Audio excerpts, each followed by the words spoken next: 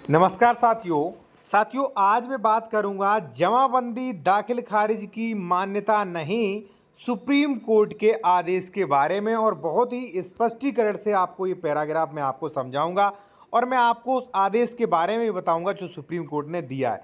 और देखिए इसमें जमाबंदी और दाखिल खारिज की मान्यता के बारे में कहा है कि भाई जमाबंदी दाखिल खारिज की बहुत ज़्यादा मान्यता नहीं। अब थोड़ा सा आप इसको समझ लीजिए क्योंकि भाई अधूरा ज्ञान बिल्कुल आपका बेकार रहेगा, किसी भी काम का नहीं है बल्कि गलत काम करवाएगा आपसे। ठीक है। और देखिए अगर आप कोई भी बेहतर कानूनी सलाह लेना चाह रहे हैं, अपना कोई डॉक्यूमेंट चेक करवाना चाह रहे हैं तो विशेषज्ञ द्वारा करवा सकते हैं। कॉन्टैक्ट नंबर हमारा वीडियो के डिस्क्रिप्शन में मिल जाएगा। सबसे पहले तो साथियों आप जो है दाखिल खारिज के बारे में थोड़ा समझ लीजिए आप।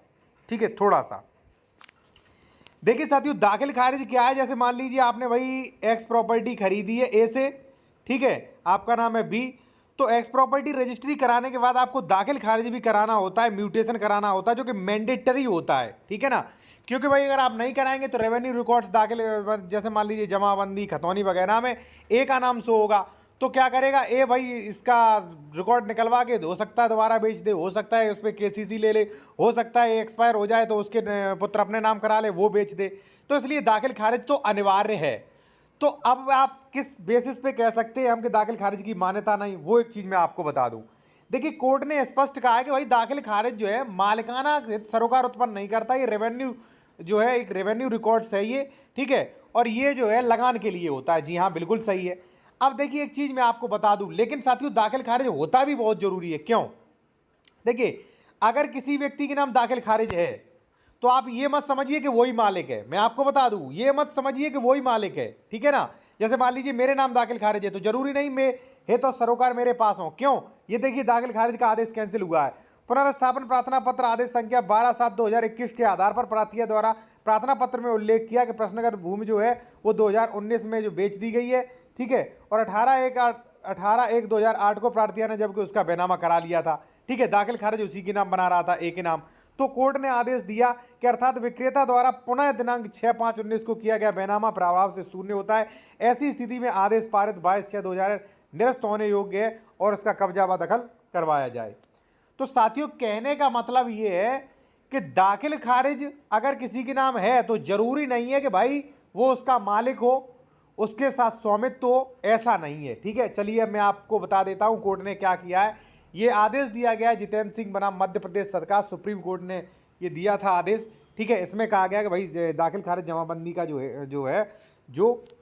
दाखिल खारिज जमाबंदी है उससे स्वामित्व और सरोकार उत्पन्न नहीं होता है। ठीक है, आप चाहें तो बेहतर लीगल एडवाइस भी ले सकते हैं और इसका पीडीएफ भी ले सकते हैं मुझसे। कॉन्टैक्ट नंबर वीडियो डिस्क्रिप्शन में मिलेगा। जैसा कि हो सकता है कि तय नियमों के अनुसार म्यूटेशन एंट्री यानी कि दाखिल खारिज एंट्री किसी व्यक्ति के पक्ष में कोई अधिकार स्वामित्व सरोकार प्रदान नहीं करती, स्पष्टकार नहीं करती। और राजस्व रिकॉर्ड में म्यूटेशन प्रविष्टि केवल वित्तीय उद्देश्य के लिए होता है, ये भी सही, वित्तीय उद्देश्य के लिए होता है।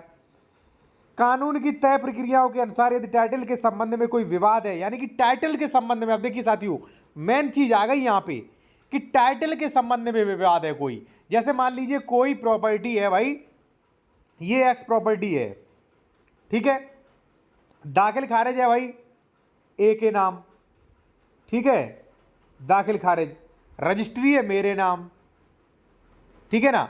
तो अब दोनों में विवाद चल रहा है किसका? टाइटल का। वो कह रहा हम मालिक, वो कह रहा हम मालिक। तो इसमें जरूरी नहीं है कि दाखिल खारिज है उससे मालिकाना सरोकार उत्पन्न हो जाए, बिल्कुल जरूरी नहीं है। ठीक है, हो सकता है ये रजिस्ट्री वाले इसको मिल जाए तो ये नहीं कह सकता है कि हमारे नाम दाखिल खारिज है हमारा ही स्वामित्व तो नहीं। हो सकता है ए ने बी को बेच दिया और रजिस्ट्री कर दिया हो। ठीक है, हो सकता है भाई जो है एक्स किसी मान लीजिए एक्स बंदे से बी ने पहले खरीद लिया हो, ए ने बाद में खरीदा, उसने दाखिल खारिज करा लिया, लेकिन बी का यहाँ पे मालिकाना हक रहेगा। ठीक है, वही इसमें कहा गया है। देखिए अब क्या कहा गया है, विशेष रूप से जब वसीयत के आधार पर म्यूटेशन ऑफ एंट्री की मांग की जाती है, वसीयत रजिस्ट्री के आधार पर म्यूटेशन एंट्री यानी कि दाखिल खारिज की मांग की जाती है, तो वसीयत के आधार पर टाइटल अधिकार का दावा करने वाली पार्टी को सिविल कोर्ट आना पड़ेगा। ठीक है, सिविल कोर्ट आना पड़ेगा और सिविल कोर्ट में आके अपने अधिकारों को स्पष्ट करे कि हाँ वो कैसे मालिक है। उसके बाद ही सिविल कोर्ट के निर्णय के आधार पर म्यूटेशन एंट्री करवाए। अब देखिए जो मैंने बताया था, ए और बी में अगर झगड़ा चल रहा है तो ए और बी को जाना चाहिए civil court. Civil court decide करेगा कि भाई ए का यहाँ पे मालिकाना हक है कि बी का, और जरूरी नहीं है कि ए को दे दे दाखिल खारिज फिर भी। ठीक है ना, तो वो उसने कहा है कि भाई मेरे पास आइए, मैं डिसाइड करूंगा कौन किसका टाइटल है, और उस टाइटल के बाद जो है जब मैं आपको आदेश दे दूं कि हाँ बी का ये है, तो बी उसके आधार पर दाखिल खारिज करवा ले। और दाखिल खारिज करवाना ही बेहद जरूरी होता है। जैसे मान लीजिए साथियों, धारा 24 हो गया आपका, ठीक है, धारा 24 हो गया, धारा 34 हो गया, ठीक है, धारा 134 बेदखली हो गया, धारा 116 117 बंटवारा हो गया, ठीक है, बेदखली वगैरह हो गया, ठीक है, सीमांकन हो गया।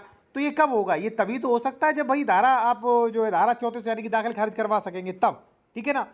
तो वो चीज़ है साथियों यहाँ पे, ठीक है। अब दूसरी देखिए कहाँ पे क्या कहा है, कोर्ट ने कहा कि राजस्व रिकॉर्ड जमाबंदी में प्रविष्टियां केवल वित्तीय उद्देश्य के लिए होता है, अर्थात भू भुगतान के लिए ऐसा होता है। स्वामित्व प्रदान नहीं किया जा सकता है, ठीक है। स्वामित्व संबंधी अधिकार तभी डिसाइड होगा जब सिविल कोर्ट जो है उसे डिसाइड कर देगा। यानी कि साथियों ये है, अगर मान लीजिए निर्विवादित प्रॉपर्टी है, ठीक है, जैसे मान लीजिए निर्विवादित प्रॉपर्टी है। एक चीज़ साथियों, अगर आप बेहतर कानूनी सलाह लेना चाहें या इस आदेश की PDF लेना चाहें तो कॉन्टैक्ट नंबर वीडियो के डिस्क्रिप्शन में ही मिलेगा। देखिए एक्स प्रॉपर्टी है, गाटा संख्या 96, ठीक है। अब ए से हमने खरीद ली बी ने 2005 को खरीद ली या वसीयत करा लिया, कुछ भी मान लीजिए, और आपने खरीद ली 2006 को। अब आपने क्या किया, आपने इसका दाखिल खारिज भी करवा लिया। तो ये नहीं कि दाखिल खारिज आपने करवा लिया तो आपका मालिकाना हक बन गया, बिल्कुल नहीं। आपका दाखिल खारिज कैंसिल कर देगा सिविल कोर्ट, ठीक है, यहाँ पे बी को राइट्स दे देगा। तो वो ही कह रहा है कि भाई दाखिल खारिज की मान्यता नहीं है, ठीक है, ऐसी कंडीशन में मान्यता नहीं है। आप ये मत समझिए दाखिल खारिज हो गया तो आपको मालिकाना हक मिल जाएगा, ठीक है। और देखिए ये यहाँ पे बिल्कुल स्पष्ट किया गया। ये जो आप देखेंगे साथियों, यहाँ पे वही आदेश दिया गया, इसी संबंधी मामला था जो मेरे पास आया था। यहाँ पे आप देख सकते कि वादग्रस्त गाटा संख्या भूमि जो है 18/1/2008 को, यानी कि प्रार्थी ने ये कहा, यही मामला हुआ कि भाई इसने 2008 में खरीद ली थी, ठीक है ना।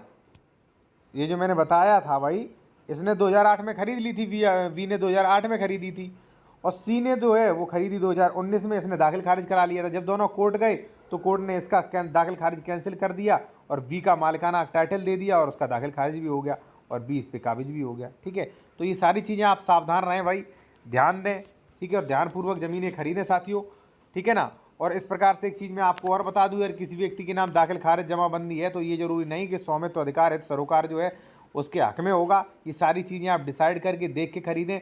और दूसरी बात ये भी है कि अगर मान लीजिए निर्विवादित प्रॉपर्टी है साथियों, और आपने अगर प्रॉपर्टी खरीदी है तो भाई दाखिल खारिज करवा लीजिए।